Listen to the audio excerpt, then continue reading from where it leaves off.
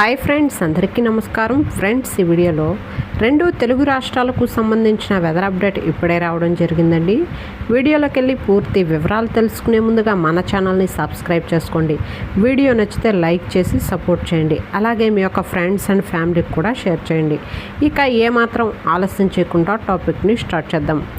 April 12న Telugu రాష్ట్రాల్లో అక్కడక్కడ తేలికపాటి నుండి మోస్తరు వర్షాలు కురిసే అవకాశం ఉందని, తెలంగాణలోని కొన్ని జిల్లాలకు ఎల్లో అలర్ట్ జారీ చేశారని అధికారులు తెలిపారు. రాత్రికి వాతావరణం చల్లబడే అవకాశం ఉందని, రైతులు అప్రమత్తంగా ఉండాలని అధికారులు సూచించారు. ఇక ఆంధ్రప్రదేశ్లో విశాఖలో వర్షాలు పడే అవకాశం ఉందని ఐఎండీ పేర్కొంది.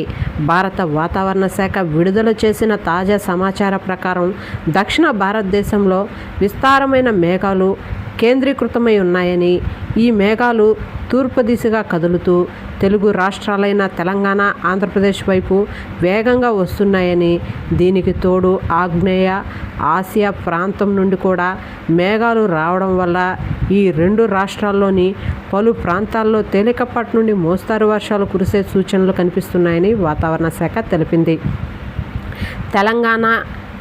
తెలంగాణలో ఏప్రిల్ 12న అనగా ఇవాళ మహబూబాబాద్, ములుగు, కొత్తగూడెం, కరీంనగర్, పెద్దపల్లి, భూపాలపల్లి, ఖమ్మం, నల్గొండ, సూర్యాపేట, వరంగల్, హనుమకొండ, జనగాం, సిద్దిపేట, రంగారెడ్డి, భువనగిరి, హైదరాబాద్ జిల్లాల్లో ఉరుములు, మెరుపులతో కూడిన తేలికపాటి వర్షాలు కురిసే అవకాశం ఉందని వాతావరణ శాఖ తెలిపింది.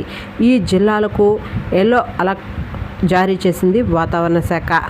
రాష్ట్రంలో కొన్ని ఇతర ప్రాంతాల్లో వాతావరణం వేడిగా మరియు పొడిగా ఉండే అవకాశం ఉందని అంచనా వేస్తున్నారు వాతావరణ శాఖ అధికారులు. అయితే రాత్రి సమయానికి వాతావరణం కొంత చల్లబడే అవకాశం ఉందని వాతావరణ శాఖ తెలిపింది. రాబోయే 4 రోజుల పాటు తెలంగాణలో అక్కడక్కడ చెదురుమదురు వర్షాలు కురిసే అవకాశం ఉందని అధికారులు స్పష్టం చేసి చెప్పారు. ఆంధ్రప్రదేశ్లో ఏప్రిల్ 12వ తేదీ నుండి అనగా ఇవాల్టి నుండి వాతావరణం సాధారణంగా పాక్షికంగా మేఘామృతమై ఉంటుందని విశాఖపట్నం, కాకినాడ, ప్రకాశం, కడప, కర్నూలు, నంద్యాల జిల్లాల్లో కొన్ని చోట్ల ఉరుములు, పిడుగులతో కూడిన తేలికపాటి నుండి మోస్తరు వర్షాలు కురిసే అవకాశం ఉందని వాతావరణ శాఖ తెలిపింది.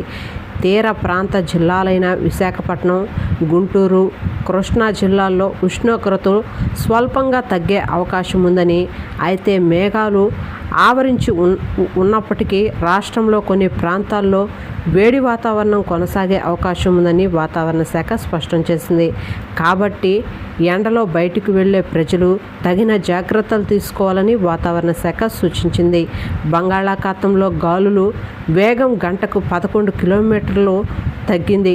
ఆంధ్రప్రదేశ్లో గంటకు 12 కిలోమీటర్లు మరియు తెలంగాణలో గంటకు 13 కిలోమీటర్ల వేగంతో గాలులు వీచే అవకాశం ఉందని, ఉష్ణోగ్రత విషయానికి వస్తే తెలంగాణలో సగటు ఉష్ణోగ్రత 38 డిగ్రీల సెల్సియస్గా ఉండగా ఆంధ్రప్రదేశ్లో 40 డిగ్రీల సెల్సియస్ ఉండే అవకాశం ఉందని, వర్షం లేని ప్రాంతాల్లో ఎండ తీవ్రత ఎక్కువగా ఉంటుందని, తేమ శాతం రెండు రాష్ట్రాల్లోనూ పగటిపూట 20% కంటే తక్కువగా ఉంటుందని, రాత్రి సమయంలో తెలంగాణలో తేమ శాతం 40%, ఆంధ్రప్రదేశ్లో 75% పెరిగే అవకాశం ఉందని వాతావరణ శాఖ తెలిపింది.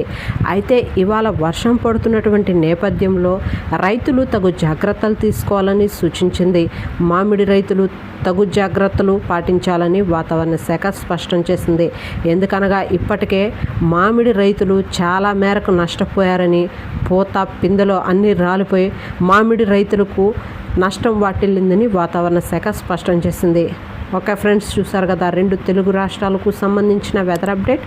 వీడియో నచ్చితే లైక్ చేయండి, మన ఛానల్ని సబ్స్క్రైబ్ చేసుకొని ఫాలో అవుతుండండి. Thank you.